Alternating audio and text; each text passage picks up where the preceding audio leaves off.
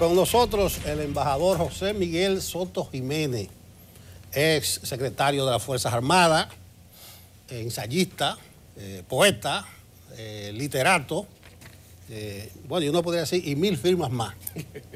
Para nosotros es un gran honor, una satisfacción tenerle por aquí, no solamente en CDN, sino en el país, porque resulta, y por ahí quiero comenzar, que usted se vio envuelto en una situación, yo no soy el historiador, es usted, pero creo que casi inédita, de tener que bajar la bandera dominicana en nuestra sede en Taiwán, cerrar esa sede en medio de una situación un poquito tirantes. Entonces yo no sé si tú quisieras compartir con nosotros esa experiencia, lo que significó y cómo valoras ese proceso. Claro, no sin antes agradecerte la invitación, la cual defiero con mucho gusto, expresarte mi satisfacción, huelga el término de encontrarme aquí con ustedes, ¿verdad? Con amigos, también con relación a la patria chica, pero además dejar sobre el tapete el hecho de que se fue el poeta, mi gran amigo Pablo, ¿verdad? Se fue el poeta, pero dejó la poesía aquí. Ah, caramba, pero qué frase tan interesante. Bueno. Y estando frente a una persona de estas calidades, escritor, pues definitivamente bien recibido. Bueno, pero el asunto, yo pienso que debo definirlo como una gran experiencia. Y también de carácter histórico, porque hay que tomar en cuenta también, no solamente el hecho mismo de lo que fue la sede de la República Dominicana en Taiwán, sino que en esa zona del mundo se está jugando el futuro de la humanidad. Es una zona que está preñada de eventos y conflictos geopolíticos muy importantes, ¿verdad?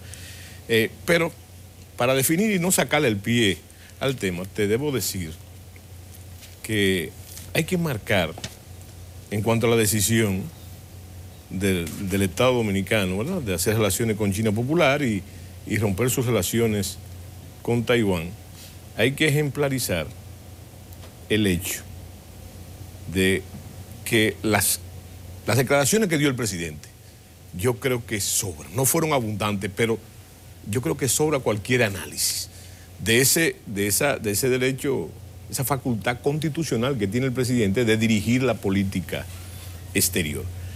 Pero debo decirte también que debo citar a uno de los padres de la diplomacia moderna, que es Lord Halifax, que él decía que los países, o que Inglaterra, en este caso nosotros, no tienen amigos ni enemigos permanentes, sino intereses permanentes. Y te refiero de nuevo a las declaraciones del presidente. Las declaraciones del presidente yo creo que fueron, ahí no falta ni sobra nada, ¿verdad?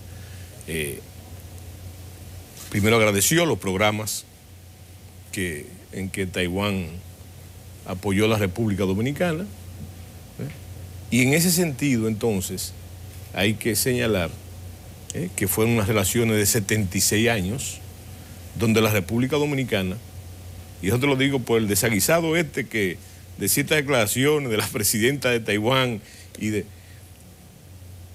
fue sumamente solidario con Taiwán. Inclusive cuando los Estados Unidos rompió relaciones con Taiwán, ¿verdad? Creo que fue en el 72. ¿verdad?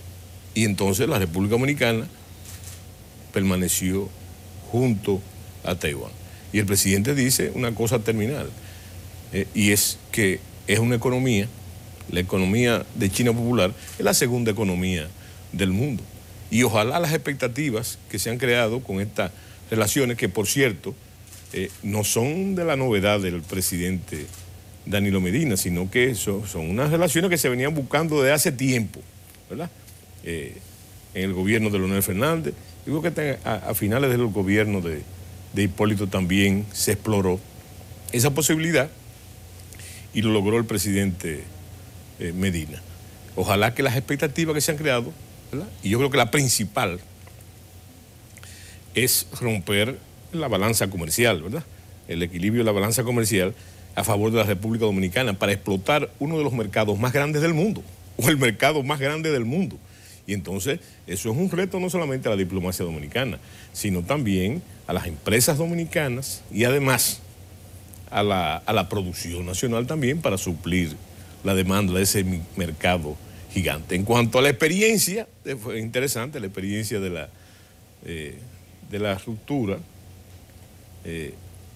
porque se sucede que no había antecedente. El antecedente más lejano, más cercano, fue el de Cuba en el 62, creo, ¿verdad?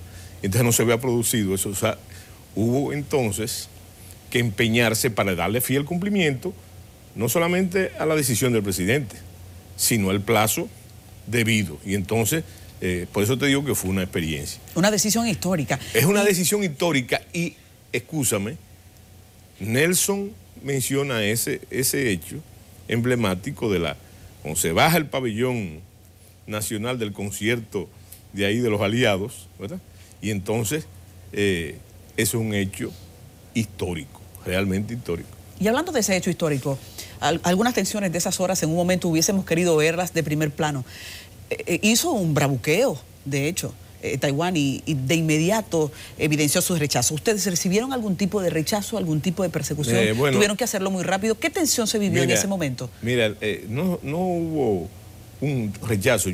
Indudablemente que a nivel presidencial y a nivel del Ministerio de Relaciones Exteriores hubo una reacción totalmente inadecuada, ¿verdad? Pero es como dice el dominicano, ¿verdad? Primero, después del palo dado, ni Dios lo quita. Pero también el caso del efecto de la sorpresa, ¿verdad?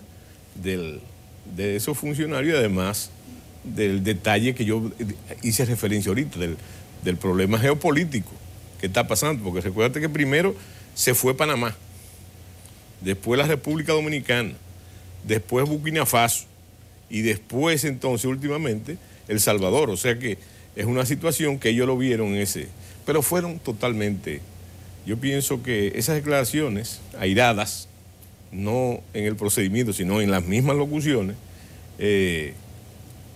totalmente yo creo que fueron desafortunadas en el hecho de que primero eso es un derecho soberano de la República Dominicana, en virtud no solamente a los intereses, sino al interés nacional. Y por otro lado, también la República Dominicana, uno de sus aliados más viejos, ¿verdad? Siempre fue muy solidaria con Taiwán. Incluso cuando el líder hemisférico, que fue los Estados Unidos, rompió relaciones, que se fueron también detrás de ellos un paquete de gente de la República Dominicana, permaneció al pie del cañón hasta...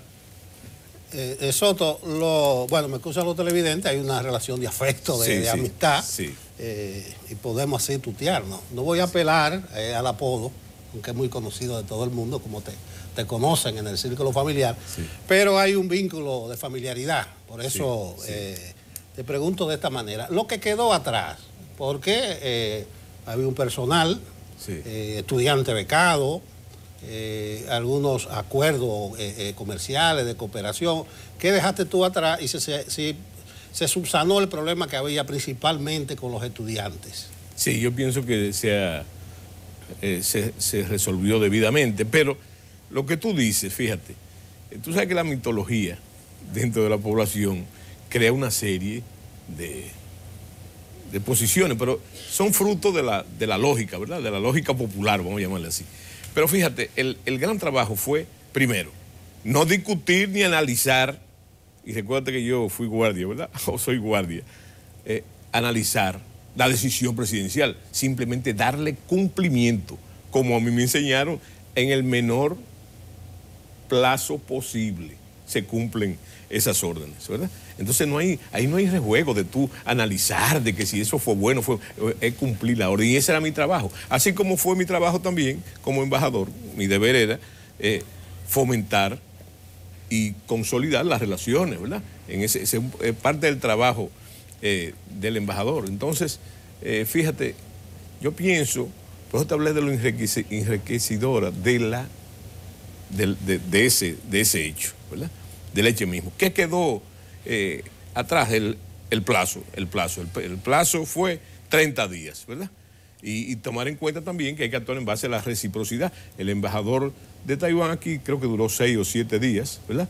Entonces ya yo debía regresar inmediatamente.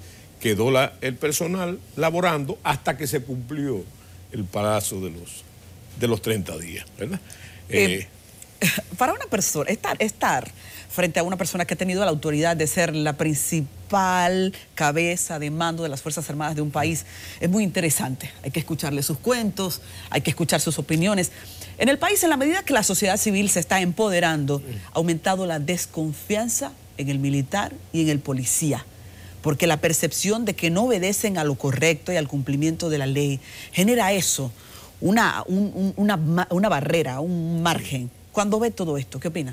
Mira, yo pienso que es parte del proceso, ¿verdad? Como tú hablaste, de la expansión de la sociedad y sobre todo también de cómo se han ido cumpliendo los plazos, ¿verdad? Y el desarrollo de iniciativas que se están viendo precisamente en la actualidad. Hay iniciativas que se tomaron y hasta leyes que se tomaron hace mucho tiempo que ahora están desarrollándose. Yo oía a Pablo hablando de eso mismo, ¿verdad? De las cosas que están pendientes. Bueno, pero lo más importante es que las estructuras están ahí, incluyendo el problema de la corrupción, ¿verdad? El problema de la corrupción, que es un fenómeno indiscutible. No sé si estará en tercer o cuarto lugar, según las encuestas, el tema de la corrupción, pero hay un cambio que la gente no percibe, porque el dominicano tiene memoria corta.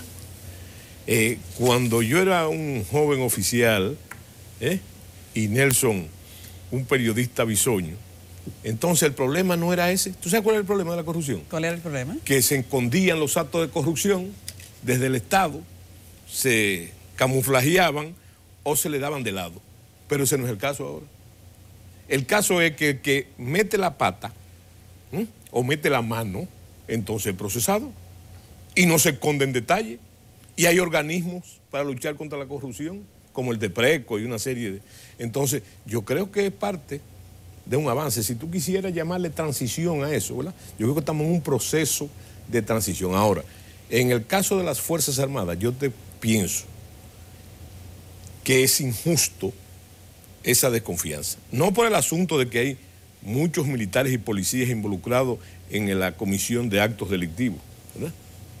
Que a mí me da la sensación de que a veces la iglesia está en manos de Lutero, sino porque en las Fuerzas Armadas esos siguen siendo casos excepcionales. La mayoría de los militares son gente sometida a una norma, ¿verdad? En un oficio poco bien remunerado, ¿verdad?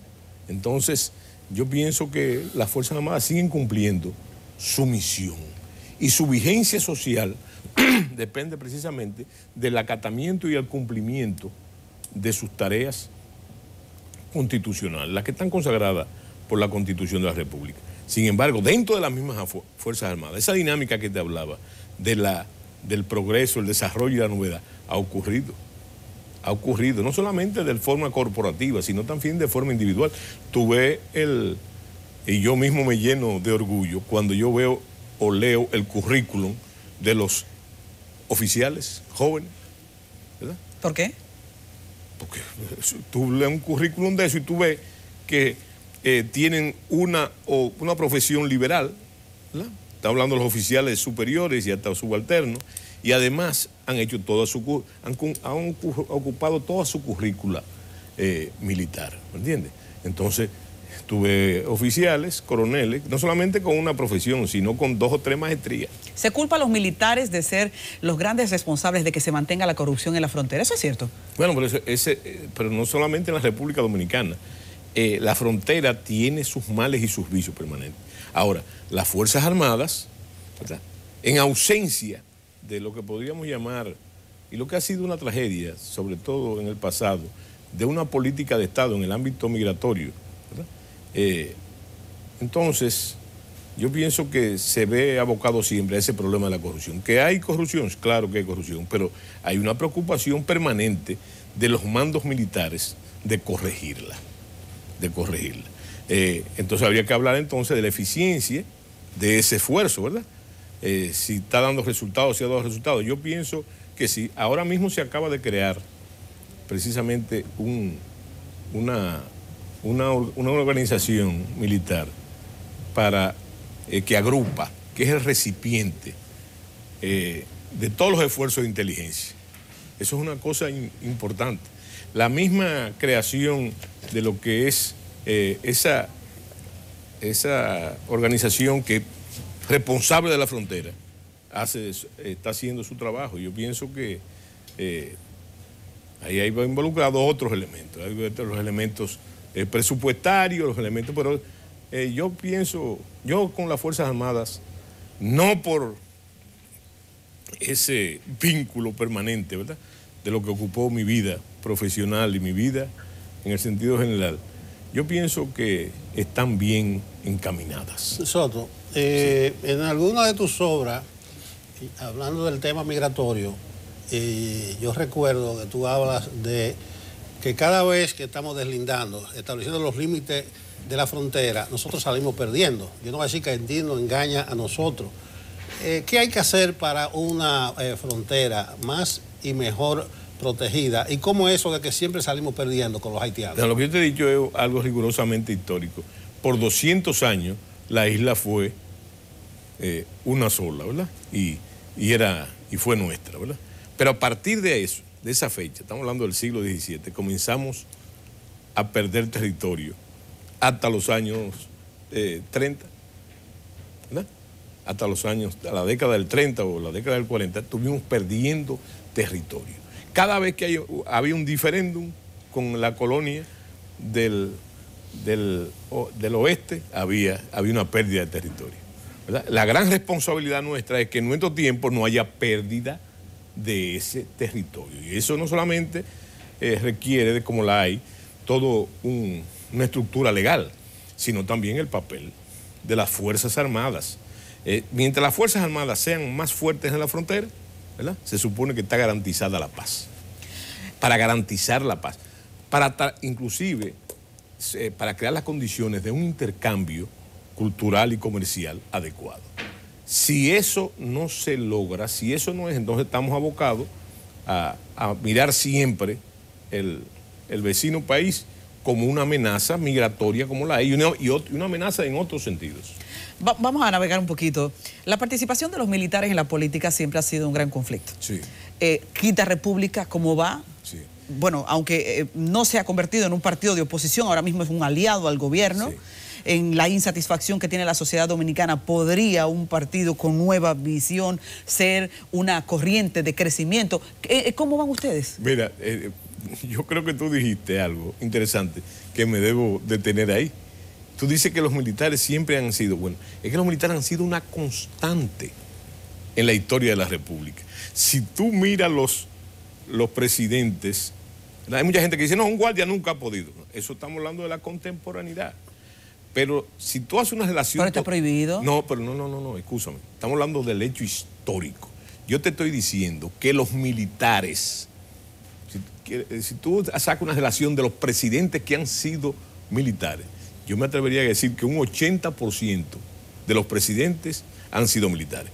Ahora tú me hablas de la calidad. ¿Es eso? Bueno, por eso está prohibido la participación de los militares en política de la primera constitución, desde la constitución del 44, ¿verdad?